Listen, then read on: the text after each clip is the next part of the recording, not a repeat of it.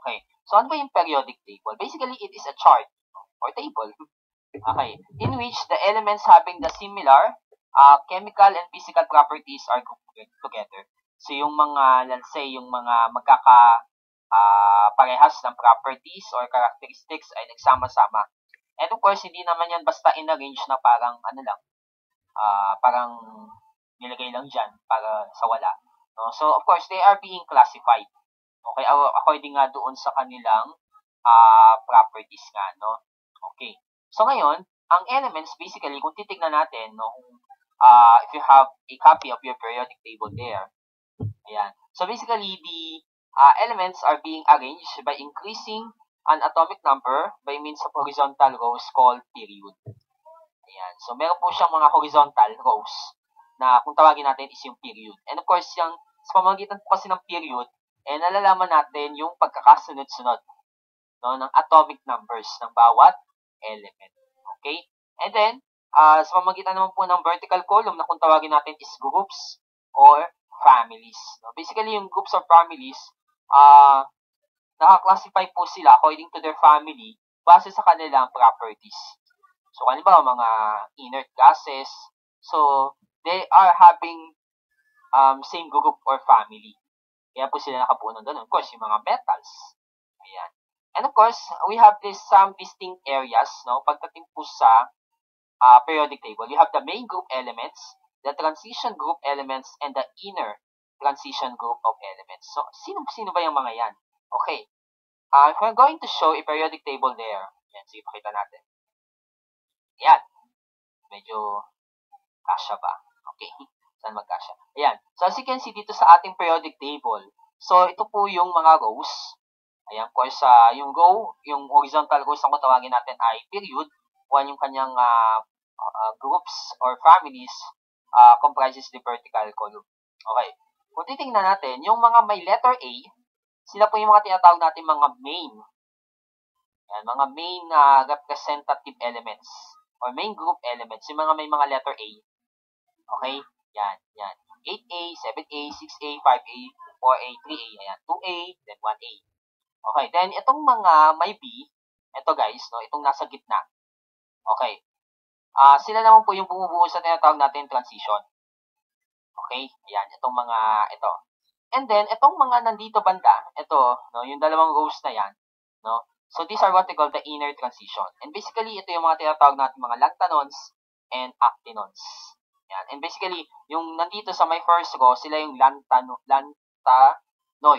Ayan. Kasi, kasunod sila nung lanthanum. Ayan.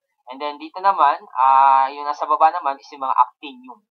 Ayan. So, yan naman. So, yung mga tinatawag natin mga inner transition. Ayan. Okay, yan. Lanthanoids at saka actinoids. Ayan, sorry. Okay. Yan. Actinides pala. Lanthanides at saka actinides. Yun po ang tawag sa kanila. And then, kung titingnan naman natin, no, being under the group, no, so, marami pong iba't ibang ways to represent or to label yung mga groups. So, we have the classical. So, before sa classical kasi, meron tayong mga, of course, yung label na naka-I, 1A, no, yung naka-Roman numeral, yung 1, tapos may kasunod na A. Tapos through 7A. So, actually, hindi pa ito no? Okay? 1A hanggang 7A, then may kasamang 0. Yung 0, yan po yung mga nandito sa rightmost. Itong mga inert gases. And then, yung mga transition groups naman, sila yung mga nakalabel na 1B hanggang 8. And group 8. Yan, itong mga group 8 siguro yan. And then, pangalawa is yung amended. Yung amended naman, kagaya lang din siya ng classical, kaya lang ang ginawa is, instead na nagkaroon ng 8, nagkaroon po ng 7B. Ayan. So, nagkaroon lang po ng 7B. Ayan. So, nakalabel po yung mga main groups ng 1A hanggang 8. Ayan. Tapos, yung transition naman, nakagroup ng 1B hanggang 7B na may kasamang 0.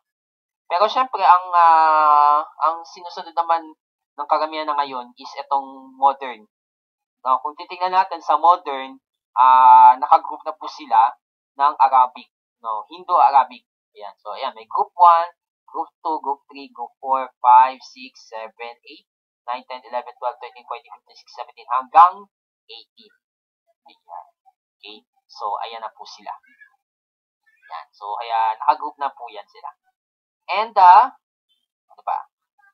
Basically, kung mapapansin din natin sa ating periodic table, may mga kulay. Yan. At kung titignan natin yung mga kulay, guys, no? Yung mga metals, yan po yung mga green. Yan. Ito, yan, yung mga lithium, ayan, beryllium, ayan. So, actually, karamihan ng mga elements sa periodic table ay mga metals. Yan. While yung mga metalloids, ito naman po yung banda rito. Yan. So, meron po kasi yung tinatawag ditong parang zigzag, no, sa periodic table na magdedetermine kung sino yung mga metalloids. Like itong mga boron, silicon, germanium, arsenic, ayan, ayan, antimony, tellurium, ayan, polonium, astatine. And then, itong mga color blue, sila naman po yung mga non-metals. And of course, usually, yung mga non-metals dyan, yung mga gases.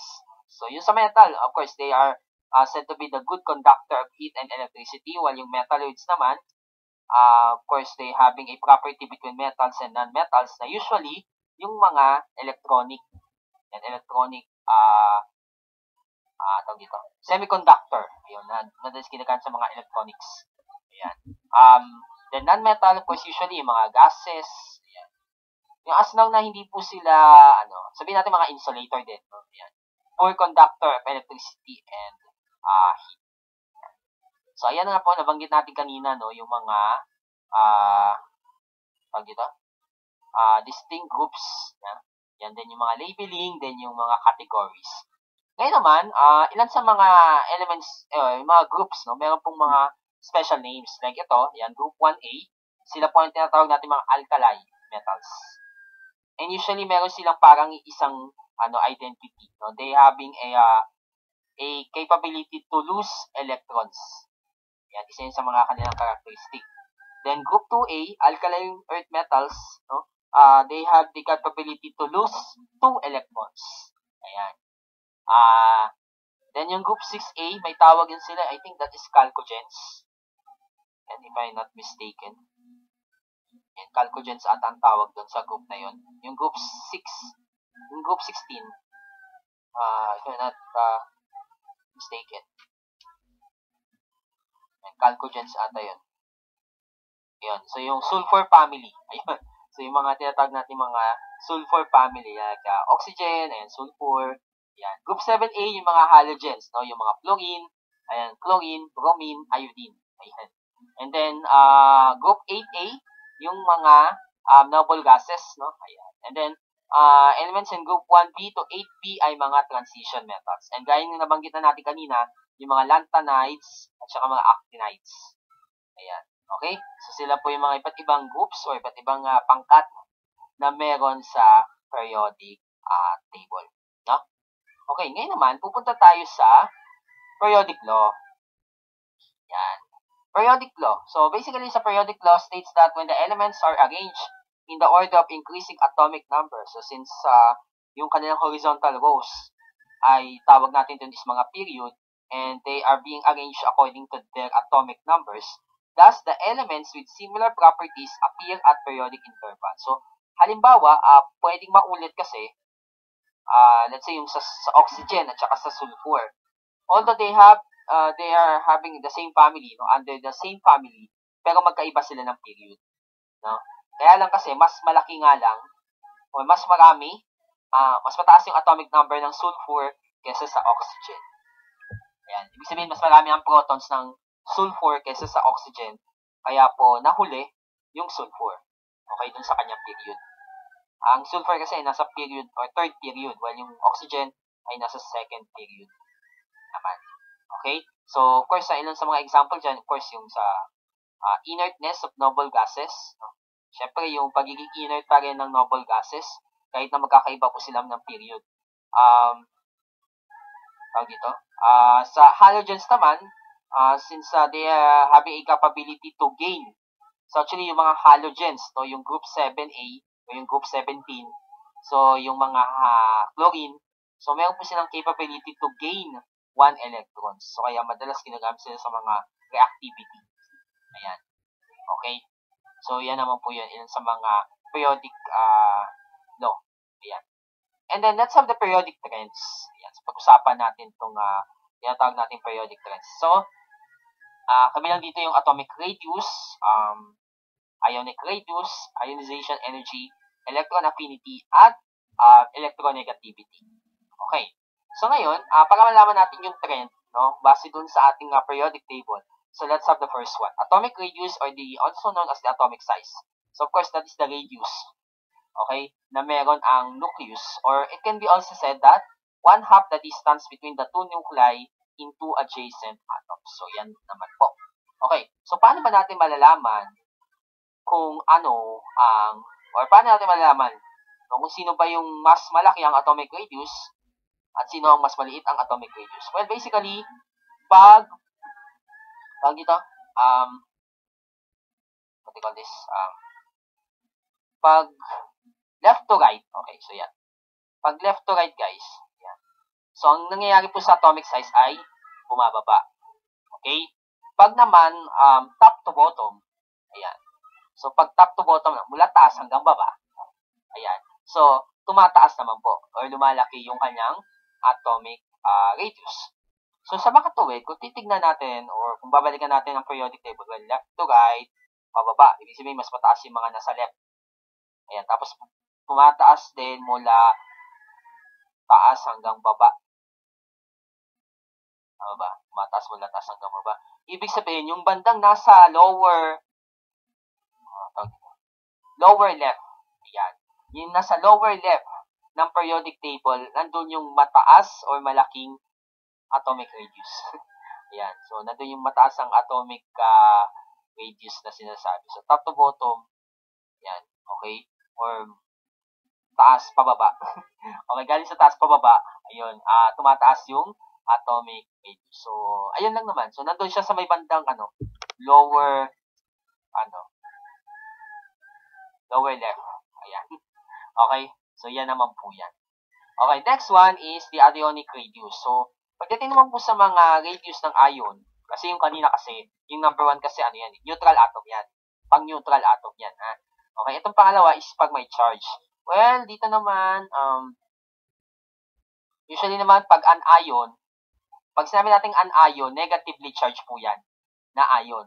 Okay? Kaya po, ang goal niya is to gain electrons. So again, that is negative yan. Okay? Negative po yan.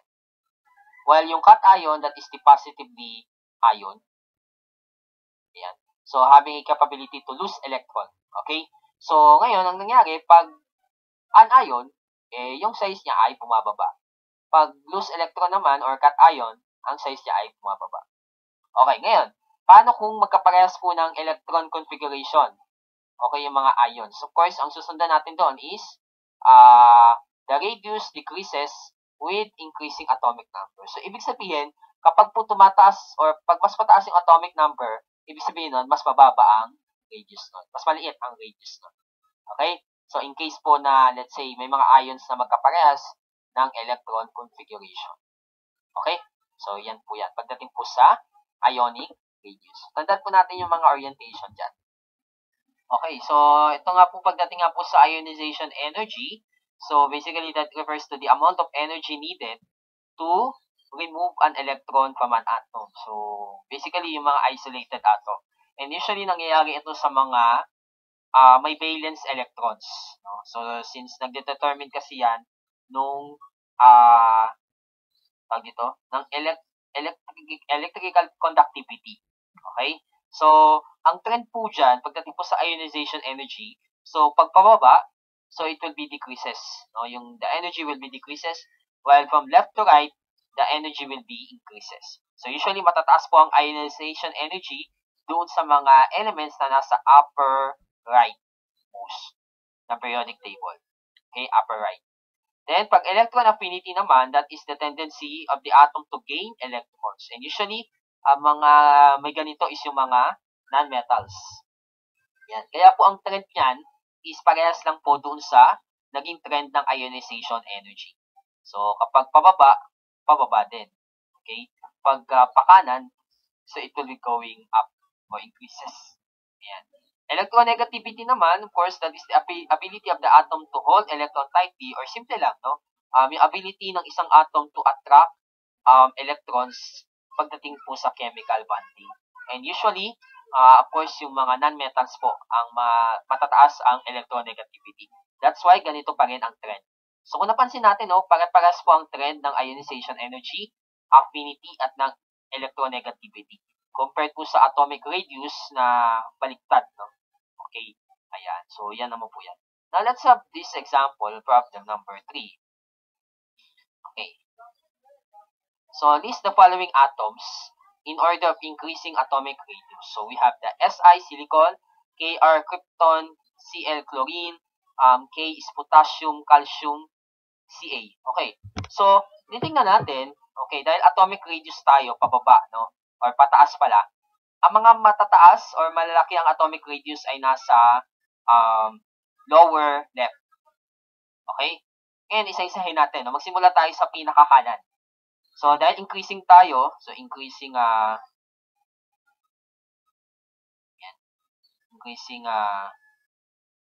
atomic radius. So, magsisimula tayo sa may pinaka maliit na atomic radius. Ayan po ay nasa bandang kanan. Kasi di ba ang trend ng atomic radius is from left to right decreases, no? Pag pababa increases. Okay, so ayan po yan. Again, top to bottom, upward, up to down. Ayan. Top to bottom, pataas po yan. Pag left to right, pababa. So kaya yung pinakamababang atomic radius ay nasa bandang upper right. No? Kaya magsisimula tayo kay sino bang nasa bandang dulo? Chlorine. Chlorine po ang mauuna, susundan ni silicon, krypton. Kasi yung si krypton kasi nasa bandang baba siya. No, nasa third nasa fourth period. Ang silicon kasi nasa third period, kaya ang isusunod natin ay silicon. Then followed by krypton, then followed by, since yung potassium and calcium naman ay nasa nasa group 1 at saka group 2. So ang susunod natin ay calcium. Calcium po ang kasunod. And lastly, yung krypton. Okay? So, yan po ang pagkakasunod-sunod niyan. Magsisimula ka sa chlorine, silicon, krypton, calcium, and potassium. So, again, no, bakit silicon muna? Yung mas maliit ang radius kaysa sa krypton. Kasi, yung krypton kasi nasa bandang 4th period, while yung silicon kasi ay nasa 3rd period. Okay? Yeah. Eh, since increasing tayo, mas mababa, or pag nasa nasa pinakaibabang period ay mas malaki po ang atomic radius. Yan. So, yan po yan. Now, what about letter B? Yan. Choose the larger atom in each pair. So, sino yung mas malaki ang atom? Okay. Bromine. Is it yung neutral atom niya o yung may charge na negative 1? Well, ang sagot po dyan ay yung bromine na may charge. Ayan. Okay? Kasi sabi natin, kapag anion, di ba, mas malaki ang ang radius niyan. Okay? Yan. Pag anion. Kasi pag anion, di ba, nabanggit natin kanina na negative charge. Okay? Okay, next, argon and chlorine. Syempre, chlorine. Okay? Kasi siya yung may anion. Okay, now, between potassium, K and K+, no? Yung K+, no, ibig sabihin niyan, cation. And basically, yung cation, pag cation, mababa ang radius yan. Kaya ang sagot dyan sa pagitan ng K at ng K+, ay K lang. Okay? Yan. Potassium, yung neutral atom lang. So, yan po ang mga magiging sagot natin. So, always remember po, pag ionic radius, no, kung sino yung anion, malaki ang radius nun. Mas malaki ang radius nun. Kapag cation, mas mababa ang radius nun.